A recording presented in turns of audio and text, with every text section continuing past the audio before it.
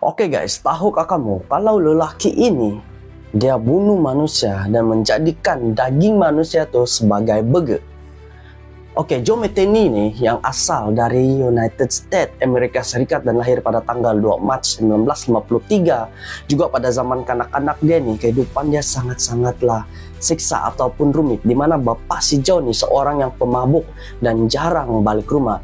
Dan mama si Joe nih seorang yang bekerja keras untuk menyara 6 orang adik-beradik dia nih. Selepas saja si Joe nih dia meningkat umur, yaitu pada umur 19 tahun, si Joe nih dia pun masuklah jadi askar. Dan pada masa itu juga mama si Joe nih dia lost contact sama si Joe dan dia tidak tahu si Joe pergi mana, dan keberadaan si Joe pun dia tidak tahu, geng.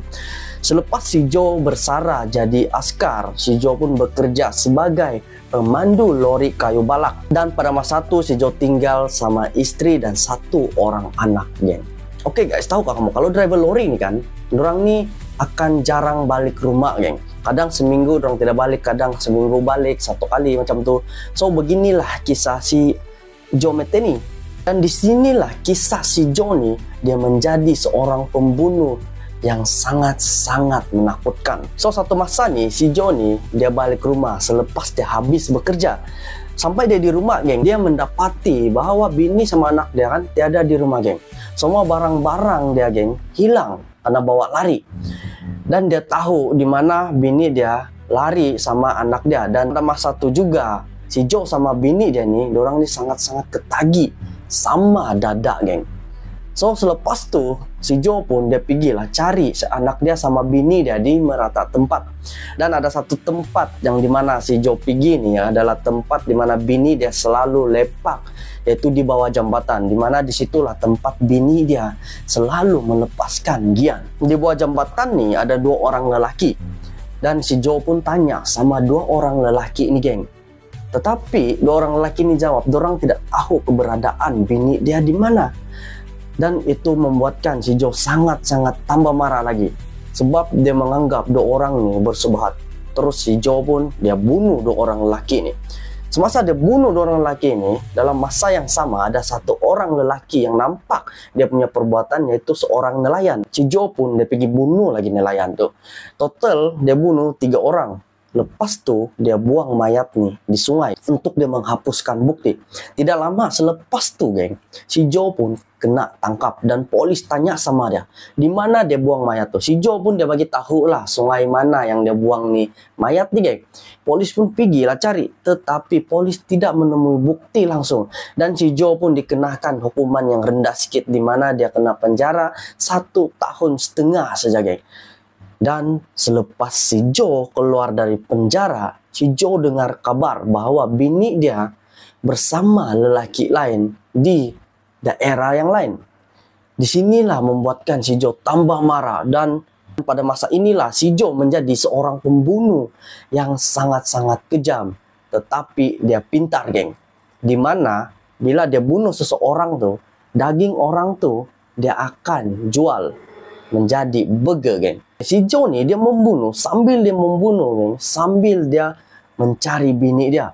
So kebanyakan orang yang dia bunuh adalah terdiri daripada golongan-golongan pelacur dan juga orang-orang yang kuat isap dada. Dimana si Joe pancing dorang menggunakan dada. Lepas dorang sudah hayal, si Joe pun bunuh dan dia potong-potong dan cincang-cincang daging dorang nih, dimana bahagian-bahagian yang berlemak ataupun banyak isi itu yang dia akan jadikan burger. Dimana bahagian-bahagian badan yang lain tuh, geng, dia akan masukkan dalam bekas-bekas yang kecil. Lepas tuh dia simpan di dalam truk milik company dia, geng. Beberapa tahun si Joe nih dia menjadi seorang pembunuh berantai, geng. Tidak lama selepas tuh dia kena tangkap, geng. Oke, macam mana si Joe Metheny ini dia kena tangkap? Dimana ada 1 orang perempuan yang dia tangkap tetapi dapat melepaskan diri, geng. Terus dia pergi lapor sama polis, dan disinilah si Joe kena tangkap polis. Apabila polis tanya sama si Joe, geng, dia cakap total semua dia bunuh adalah 10 orang termasuk pelacur. Dan termasuk 3 orang yang dia bunuh pada hari pertama dia menjadi orang pembunuh nih, geng. Dimana si Joe nih dia bagi tahu sama polis yang dia bunuh orang dan jadikan daging manusia tuh sebagai burger. sangat-sangat menyenangkan bagi dia. Dan yang paling dia belum happy ataupun dia rasa macam tidak cukup lagi, dia belum dapat bunuh istri dan juga lelaki yang curang sama bini dia, geng. Lepas tu polis pun tanya sama si Joe, macam mana burger yang dia jual ni boleh orang tidak dapat tahu yang isi ataupun daging yang si Joe gunakan tu adalah daging manusia. Si Joe pun jawab sama polis tu yang dimana daging manusia tu dia kasih campur sama daging lembu. Dan orang tidak perasan ataupun orang tidak dapat kasih beza rasa daging orang dan juga rasa daging lembu.